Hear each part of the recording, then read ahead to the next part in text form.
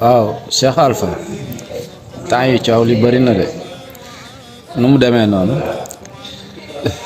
waaw affaire salaamaaleykum wa rahmatullahi wa barakaatuhu.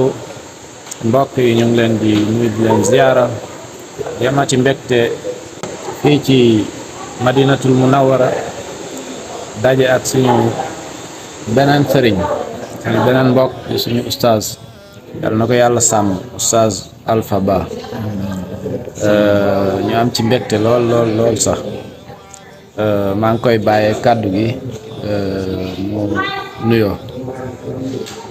waaw bismillahi rahmaani rahiim alhamdulilah wasalaatu wasalaamu ala rasulillah wa ala alihi wa sahbihi wa man wala hayyakum allahu jamian Cheikh Ousmane ñu ngi lay ziar di am mbégte ci daje bu ñu daje yow ci bërëb bu sell bi Umar Aw Ousmane rek laay wax di bërëbu yonente bi sallallahu alayhi wa sallam ñaan yàlla borom bi subhaanahu wa taala lépp loolu fi wut si yàlla nangu ko te barkeel ko def ko seen misaanu xasanaat. amiin hayyakumullah.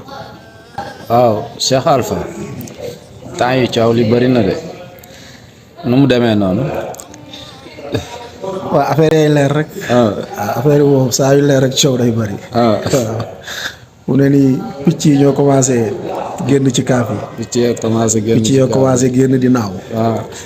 te gars yi nag bu picc yi di naaw arrangé wu leen ñoom bu ñu sañoon picc yi dañ leen di tëj rek njatt leen ci kaaf yi ñu bañ a yëngatu. waaw léegi picc yi nag dafa am lu ñuy naaw picc yi boo leen sànni ay dugub di leen sànni ay ceeb.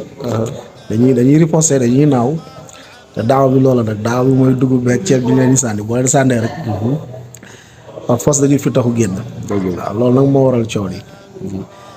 ndax entreprise yi ñooy waaj a daanu. ñooy waaj a màgg. waaw entreprise ndaxaate yi. entreprise dundee ci kaw nit ñi. dundee taalibe yi. di leen nax ci turu diine. di lekk seen alal ci turu diine. loolu nag mooy waaj a màbb. loolu nag dana bay màbb rek à chaque fois coow yi day bëri quoi. waaw mais daaw moom saa yu coow yu bëree rek xamul ni mu ngi avancé.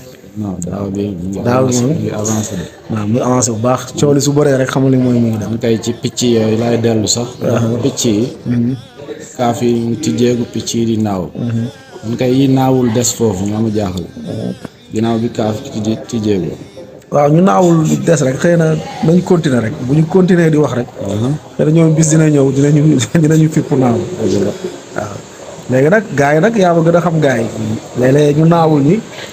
gars yi ci ñaari méthode la ñu am. yemuñu rek ci naan seeni xel mais mun nañu utiliser sax yeneen. waaw gars yi moom xam-xam bu ñuul dañ cee aay lool. la ñuy wax ismul lasraar. voilà mooy seen lasraar yu mel noonu. waaw des fois sax ci ndox mi fu muy ballee. fora bi nga xam ne fu la dëkk bi fu ndox mi di ballee. ci lañ koy sotti. dëgg la loolu am na ci ay témoignages ñoo xamante ni.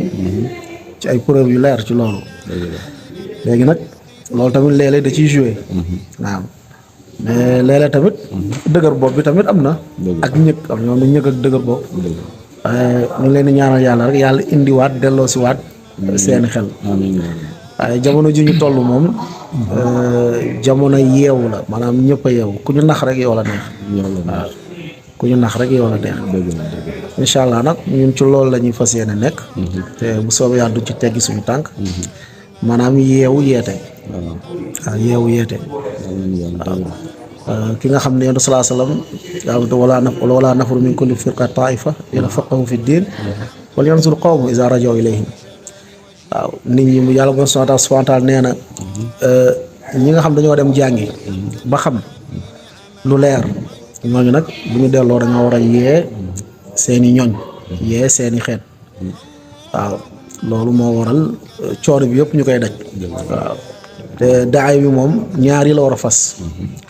maanaam ginnaaw ba mu jàngee mu yëkkati ab réer ci boppam dafa war a fex yëkkati ko ci ñeneen maanaam dindi ab réer jàng ñaar yi la moo war a la jàngu xam-xamu diine mooy dindi ab réer ci sa bopp après dindi ko tamit ci ñeneen ñi. voilà te ci état boobu lañu nekk di ñaan yàlla mu dëgëral ñu te mu barkeel ko te mu meññu sellal te tamit mu def ko ci misaan wa xasanaat incha allah.